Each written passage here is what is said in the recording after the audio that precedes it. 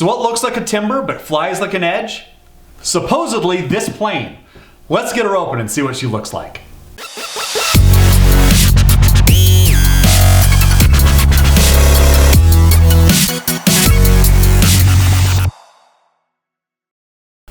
Well, here she is, the E-flite Timber X. And you're not seeing this box upside down. That is actually how she's printed, because this is a 3D plane. So I'm really excited about this. She's been out for about a week. I didn't get this on pre-order just due to the holidays, but we've got it now. I'm really excited about this. So yeah, let me get this open. We're gonna see what we've got inside. Now, for those of you that track all of our videos, we had a helpful comment on the P47 that maybe we should open both sides and we wouldn't get the vacuum that's causing the styrofoam to break as we try to get these boxes out. So, let's see how much that helps.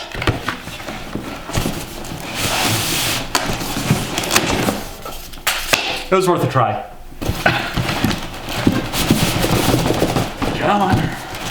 It's more than just vacuum here, guys. It's these planes are packaged just so well. They don't want them sliding around and getting destroyed in the box. Okay. So there's the box. I'm going to set that over here. That way we can keep an eye on what we're looking at. Recover my razor. And yeah, let's get some cardboard off.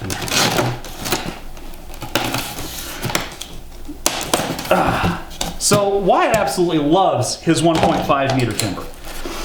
It has been probably his favorite plane since the day he got it. Yeah, it's just, it's excellent. So when we saw that they were coming out with the new version, we had to get it, you know? Gotta see how this compares. So first off here, I mean, after the manual, of course, we've got a wing. And if you're familiar with the old timber, you'll notice that this wing is a lot shorter than what we had before. But look at the size of these surfaces. They've got to be at least twice as big as what we had on the original timber. Again, we've got the navigation lights. Those are just looking great.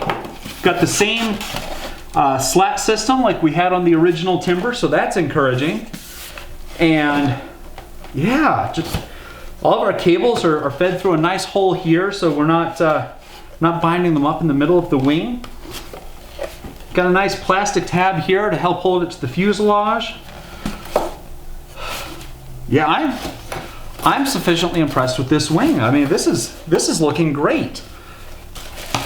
I don't know about the lime green color, but you know, that's a personal thing. We'll see how she looks in the air. I'm going to guess that these are our slats.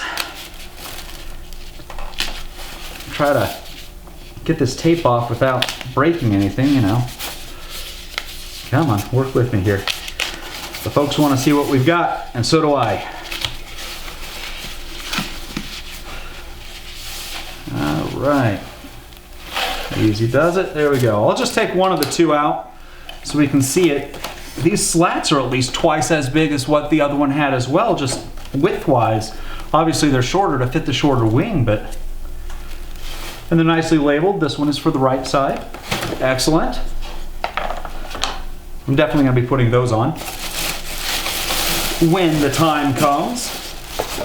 Look how nicely this plane is packaged in here. I mean, we've got these little, like, extra pieces of foam just to help keep it from lifting up, smashing pieces that are above it in the packaging. I really appreciate that.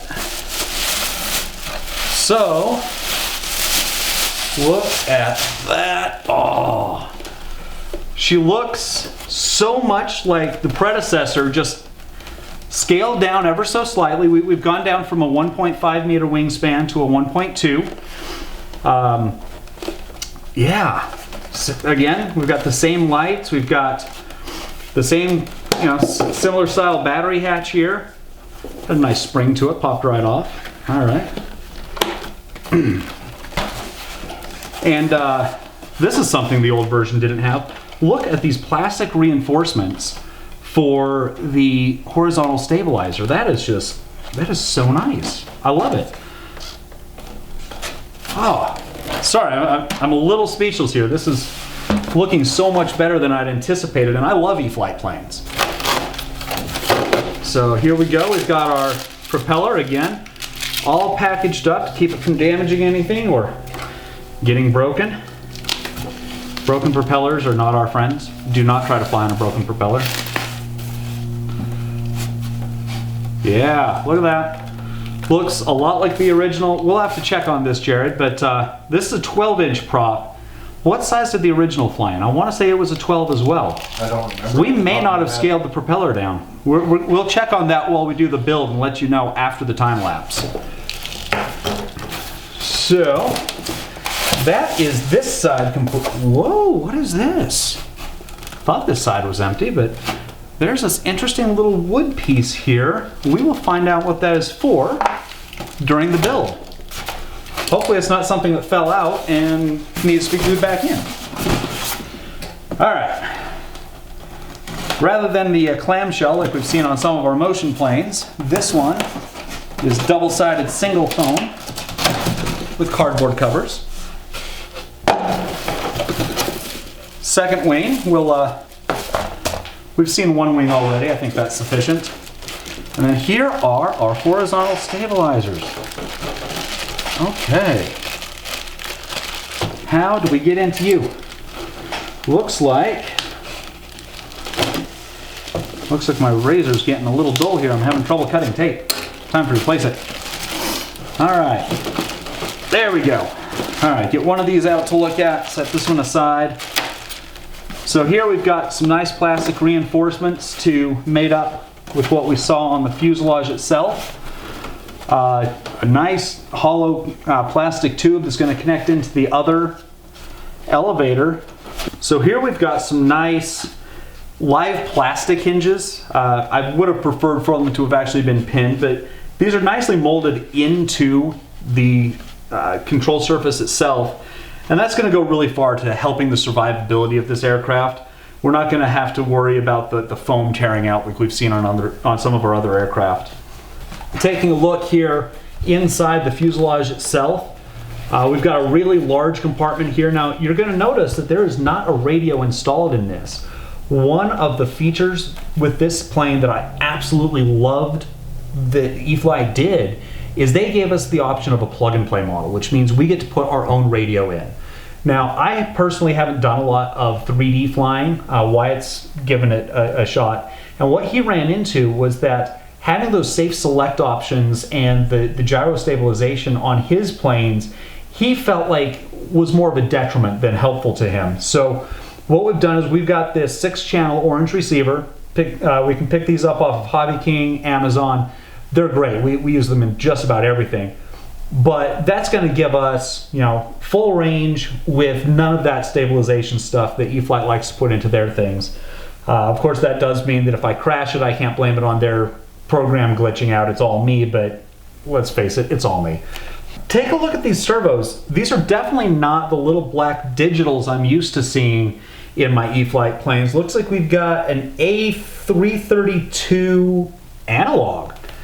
All right, that's going to be a nice little upgrade. I tell you, I am so looking forward to flying this plane right now. Oh, Saturday can't come soon enough. All right, so looking here inside the fuselage, we've got a nice big 50 amp ESC to handle the draw off that 4-cell battery. Now, it looks like a 900 kV Power 10 motor. It's a little smaller than I'd honestly expected. I figured we'd have at least a 15 on here, but we'll see how she performs. I figured they know what they're talking about. They did design it after all. Look at these giant foam wheels. As I understand it, she comes in a little heavy when she's landing. You're going to want to keep some speed on. These big foam wheels are going to help try to compensate for some of that weight. This one's meant to take either a 3 or 4 cell battery, so I need to account for some of that weight difference from the predecessor, so loving those. Now, I do like flying off of snow with floats. When I got my large scale timber, I set those up first thing. This one does not come with floats, but it will use the same float set that the original Timber has. So they're available on the E-flite store for $31.49. If you like to fly off water, like to fly off of snow, definitely consider picking those up. I know it's an extra cost, but I mean, it's great, and it's the best way I've found to fly off of snow. I know some people are going to say skis, but I definitely prefer the floats, especially on a tail dragger. All right, then getting back into the box here, how do I get you to come out? Sorry for the noise. We've got, what is this? A steel pole for something, and a small carbon spar and a large carbon spar. They were taped in so securely. We'll find out what these spars are for and what this is for as we build. This one, I can pretty well guarantee you, is going to connect to the two wing halves. And here we have, looks like the plate for putting the wings together and screwing them onto the fuselage, a couple of Y connectors for your flaps and ailerons, and the screws for connecting your landing gear set.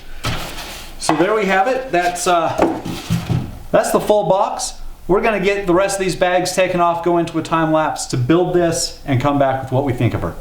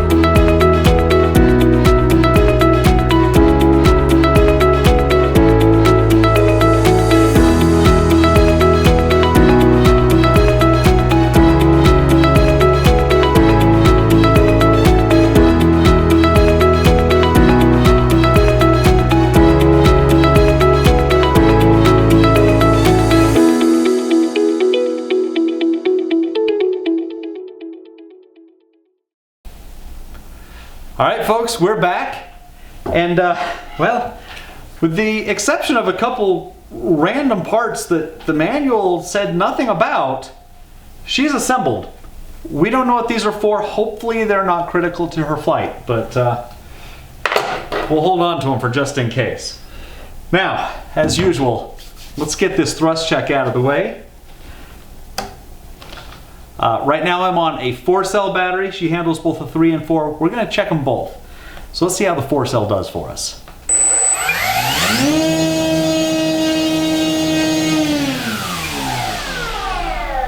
That's not bad.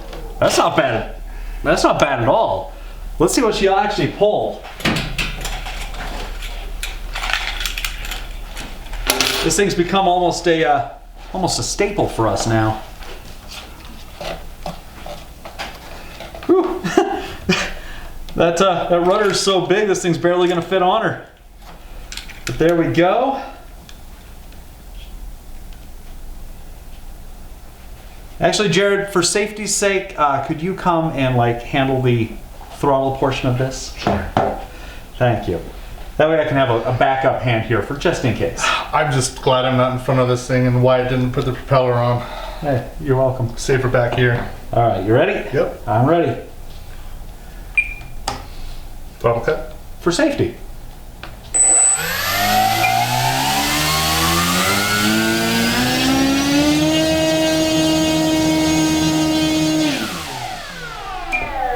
Not bad, 77.5 ounces. That's not bad. That's on the 4-cell. Now, let's, okay, throttle cut is on. I'm gonna flip her over here. She's not small, she's, smaller than the other timber, but not small by any means. Let's get this battery out. Now, if I were actually flying her, I would have strapped it in with the Velcro, but I didn't think that was necessary right now. There we go. Okay. And this here is the recommended 3-cell E-flite battery. Part number is, well, you can look up the part number. It's a long string. Okay, we got that in. Over she goes. All right.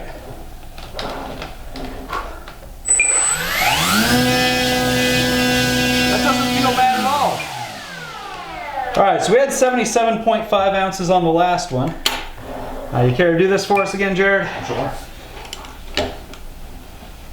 All right, you say ready. I'm ready.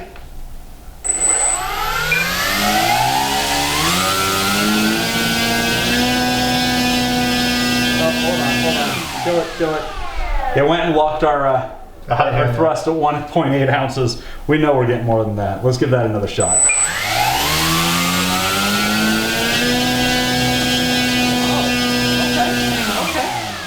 45.3. That's a big difference. That is a huge difference.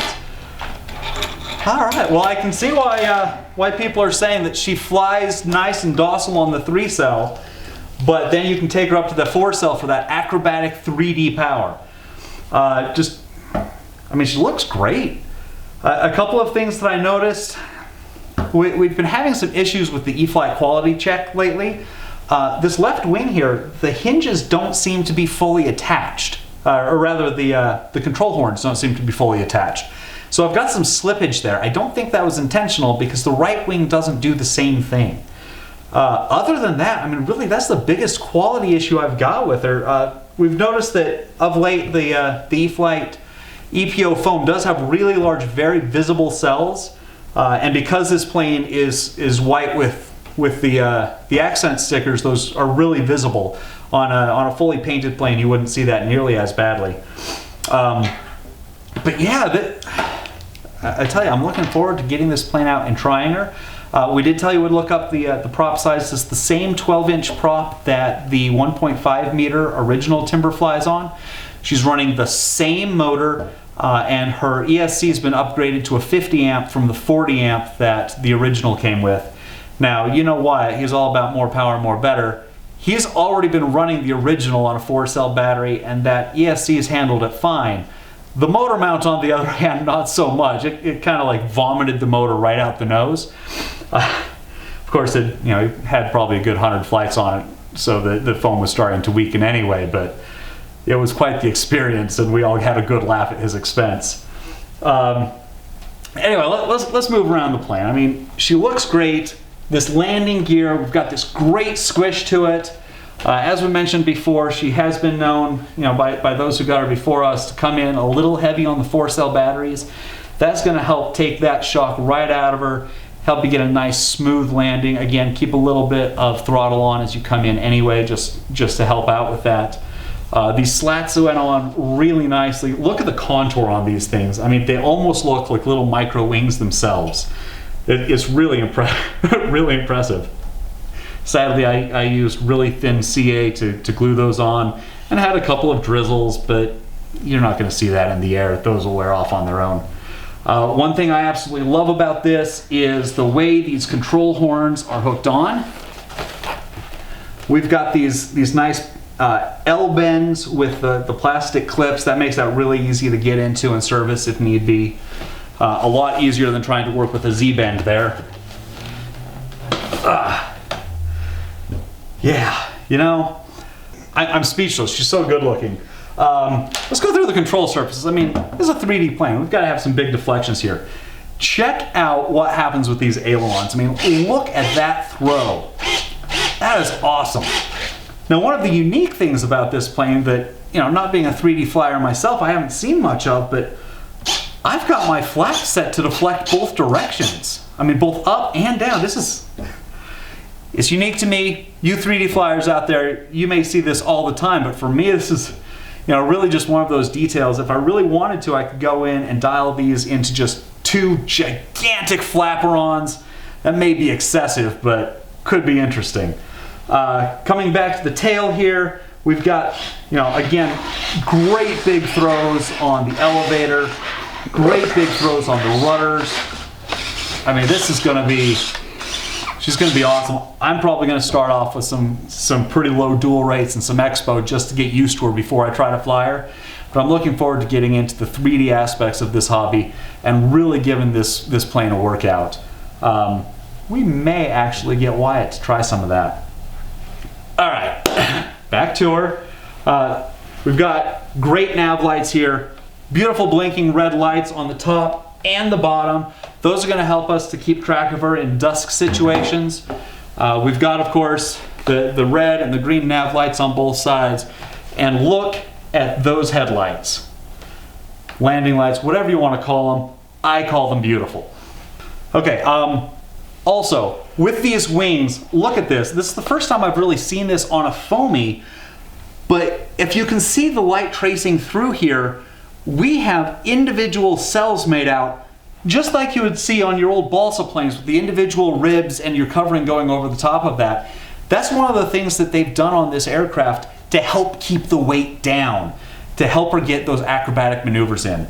I mean, it's the little things that count, you know? The upgraded ESC, keeping the same power plant on this plane that the larger version had, that's where we're getting the extra power to let this do those acrobatics that the larger version really kind of had a hard time doing without special modifications. What can I say about this plane? This is, for lack of a better term, a big old beautiful plane that I'm looking forward to flying. We're going to get her out to the flight line and see how she does on that maiden. Until then, keep flying. All right, folks. So we're getting the plane broken down, and this rod just kept bugging me. What is this for? So we did a little investigation, and turns out that there's actually a legitimate reason to read every step of the manual instead of just looking at pictures. But here, where it's talking about connecting in your stabilizer, it mentions that the Timber X includes 2 stabilizer joiners, a lightweight composite, which is what, the carbon fiber we installed, and a heavier steel joiner. So basically what this is for is it shifts your CG further back for when you're doing the 3D flying. I would have never thought of that. I'm not a 3D flyer myself, as I've mentioned before, so I mean, that's new to me, but it's one of those little details, They pick up on things like that. They include it. That is so appreciated. Thank you, E-flite. And, well, at least we know what it's for now. This one, on the other hand, I got nothing. So as you can see, there's a fair degree of commitment that we at Angry Zeppelin have for you, our viewers. It's so true. All of this comes out of our own pockets, so please be sure to like, share, and subscribe, and let us know in the comments down below what else you'd like to see here on Angry Zeppelin. Until next time, Keep flying!